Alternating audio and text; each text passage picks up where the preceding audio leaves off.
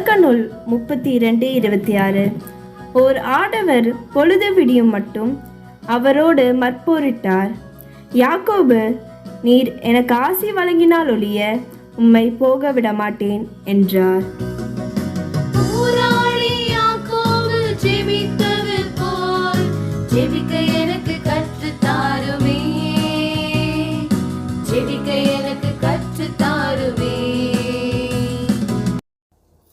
தந்தை, மகன், தூய ஆவியானவரின் பெயராலே ஆமென். Praise the Lord Jesus Christ.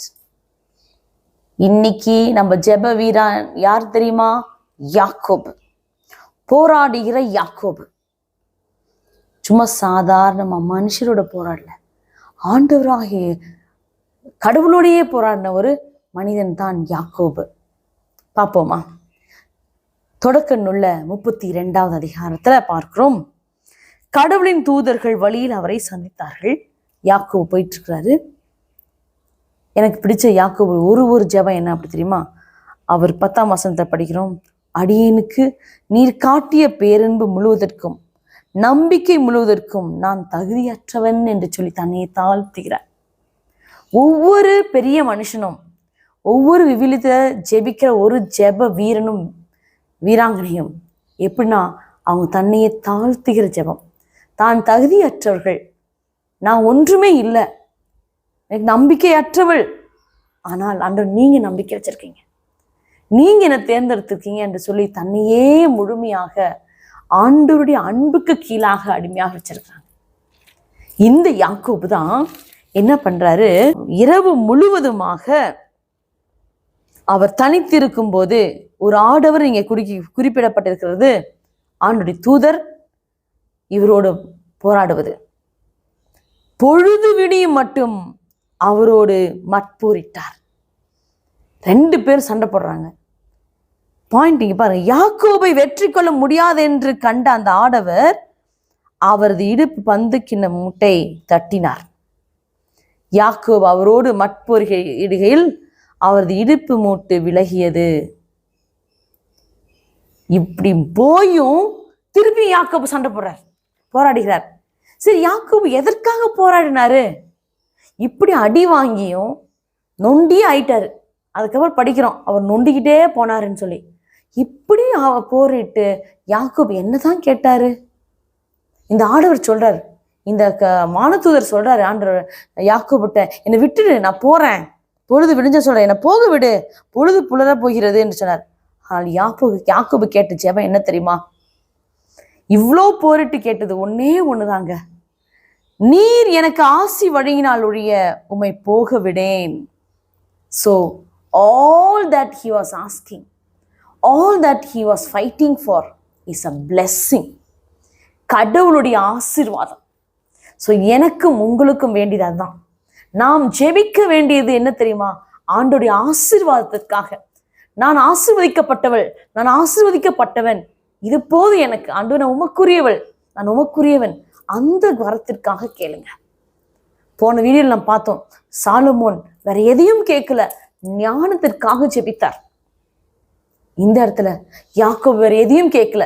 இதோ தன்னுடைய சகோதரன் ஏசா அவரை துரத்திட்டு வந்தாரே, அவர்கிட்ட நான் தப்பிச்சு ஓடணும், என்னை காப்பாத்துங்கன்னு கேட்கல.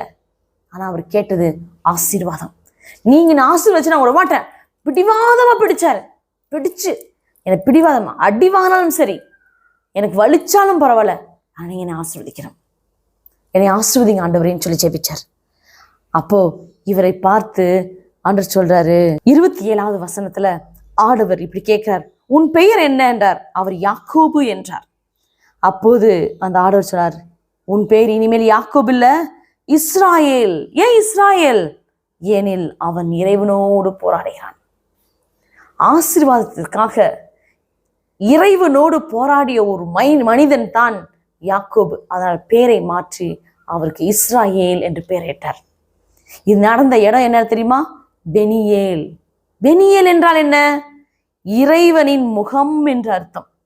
இறைவனின் முகத்தை நேர்முகமாக தரிசித்த ஒரு இடம் பெனியேல். ஏனில் யாக்கோபு சொல்றாரு, நான் இறைவனின் முகத்தை நேரில் கண்டேன், கண்டு உயிர் தப்பி பிழைத்தேனே என்று சொல்லி இந்த பெயரை அந்த இடத்துல அவர் ஞாபகமாக வைக்கிறார். இந்த இடத்துல 29வது வசனத்துல படிக்கிறோம், அந்த இடத்திலேயே அவருக்கு ஆசி வழங்கினார் அந்த ஆண்டவர். So God blessed him in abundance. அன்பு சகோதர சகோதரிகளே, இந்த இடத்துல கண்டிப்பாக நான் ஒரு சின்ன சாட்சி சொல்லணும்னு ஆசைப்படுறேன். என்னுடைய வாழ்க்கையில் சம்பவத்தில் ஒரு சகோதரி என்னை உண்மையாலுமே நீ நாசமாக போயிடுவ, நீ உனக்கு அப்படி சேலஞ்ச் விட்டாங்க. இன்னைக்கே உனக்கு எதோ அண்ணன் நடக்குது பாரு, இன்னைக்கே எல்லாம் முடிஞ்சிச்சு பாரு அப்படின்னு சொல்லி ஒரு மாதிரி கர்சிங்காக கொடுத்தாங்க. நான் ஆண்டவரோடு ஜெபித்தேன். நேரடியாக போய் கண்களை மூடி முழங்கால் படித்து கண்ணீரோடு ஜெபிச்சேன். ஆண்டவரே, இப்போ நான் வண்டி எடுத்துட்டு நான் தனியாக போகிறேன். வண்டி எடுத்துட்டு டிரைவிங்கில் 4 வீலரு நான் டிரைவிங்கில் போக போகிறேன், தனியாக போகிறேன், அதுவும் இந்த ஹைவேல போக போகிறேன். இந்த சாபத்தோடு நான் போகக்கூடாது. இந்த சாபத்தோடு நான் போனால் கூட என் ஆண்டவர் நீங்கள் என்னோடு கூட என்னை ஆசீர்வதித்து நான் உன் மகள், நான் உங்கள் பிள்ளை அப்படி எனக்கு நிரூபிச்சு காமிங்க அப்படின்னு சொல்லி இயேசுவிடம் என்ன 2வது மாதம் மாட்டுச்சு. மாதமா, நான் உங்கள் பிள்ளை, இதை சாட்சியப்படுத்துங்க மாதமா, நான் நேர்மையாய் செய்ததோ சொன்னதோ உமக்கு உகந்ததா இருக்கிறது என்பதை எனக்கு நிரூபிச்சு காமிங்கன்னு சொல்லி அழுது ஜெபிச்சுட்டு ஸ்துதிச்சுக்கிட்டே போனேன். வண்டியில ஸ்துதிச்சுட்டே போனேன், அந்நிய பாஷையில ஸ்துதிச்சுக்கிட்டே போனேன். நன்றி ஆண்டவரே, இந்த அனுபவத்திற்காக நன்றி நன்றி அப்படின்னு சொல்லி ஸ்துதிச்சுட்டே போனேன். அந்த வண்டியில எதுக்கு போயிருந்தேன்னா, ஒர்க் ஷாப்புக்கு வண்டியில அந்த ஸ்பீடோ மீட்டர் ரிப்பேர் ஆயிடுச்சு, அந்த ஒயரை மாற்றணும் அப்படின்றதுக்காக போயிருந்தேன், எடுத்துகிட்டு போயிருந்தேன். போய் இறங்கி அந்த ஒர்க் ஷாப்பில் பார்த்தீங்கன்னா வேற யாருமே இல்லை, நிறைய ஆம்பளைங்க தான் இருந்தாங்க. லாரியெல்லாம் நின்று இருந்துச்சு. வண்டி நிறுத்திட்டு இறங்குறதுக்கு உட்காரது கூட இடம் இல்லை. அப்போது அந்த தம்பி சொன்னான், சிஸ்டர் எங்கள் இடம் புதுசு, அதனால் உட்காரதுக்கு உங்களுக்கு இடம் இல்லை அப்படின்னு சொன்னாங்க. பரவாயில்ல தம்பி அப்படின்னு சொல்லிட்டு வெளியே நிற்கிறேன். திடீர்னு எனக்கு தலை சுற்றுது, ஒரு மாதிரி இருண்டு வருது. அப்போ தான் யோசித்தேன், நான் மாத்திரை எடுக்கலை, காலையில் ஒரு அரை மாத்திரை எடுக்கிறோம், அந்த மாத்திரை ஏன்னு நான் சொன்னேன், ஆண்டவரே நான் உண்மை நம்பி வந்திருக்கிறேன், என்னை ஆசீர்வதிங்க. நான் ஜெபிச்சது ஒன்று மட்டும்தான், என்னை ஆசீர்வதிங்க, நான் உன் பிள்ளைன்றதை மட்டும் நிரூபிங்க, இந்த சூழ்நிலை என்னை நான் உன் பிள்ளை நிரூபிங்கன்னு சொல்லி ஜெபிச்சுட்டு தண்ணி குடிக்கலான்னு என் ஹேண்ட்பேக்குள்ளே கையை விடுறேன். க்ளோரி டு காட், மரியே வாழ்க. நான் எடுக்க வேண்டிய அந்த டேப்லெட் அரை மாத்திரை அந்த பேக்குள்ளே இருந்துச்சு. இது வரையும் இந்த நொடி பொழுது வரையும் எனக்கு தெரியாது அது எப்படி வந்ததுன்னு. பிகாஸ் அந்த பேகை நான் எடுக்கிறதே இல்லை, அதில் மாத்திரை வைக்கிறதுக்கு சான்ஸே இல்லை. பட் ஐ நோ என் ஆண்டவர், எங்கள் அம்மா மாதாம்மா அந்த மாத்திரையை கொண்டு போட்டிருப்பாங்க. அந்த மாத்திரையை எடுத்து குடித்த உடனே I became normal, perfectly okay, ready ஆயிட்டேன்.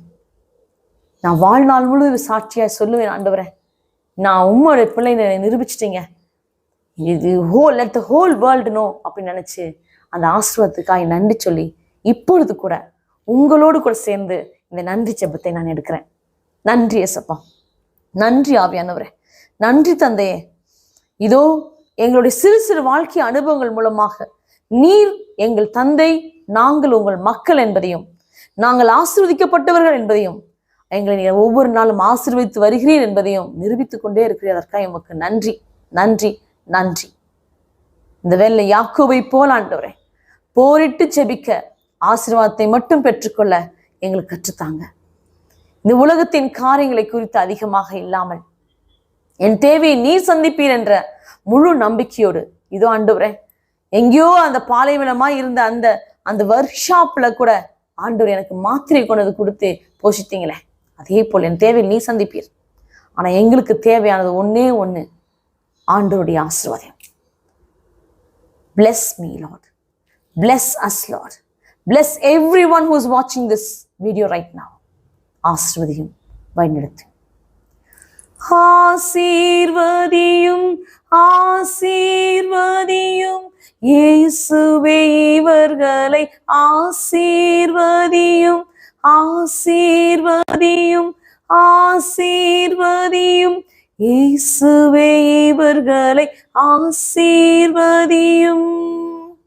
Amen. I am a blessing. You are a blessing. Thank you, Jesus. Ave Maria, Ave Maria. Like பண்ணுங்க, சப்ஸ்கிரைப் பண்ணுங்க, ஷேர் பண்ணுங்க.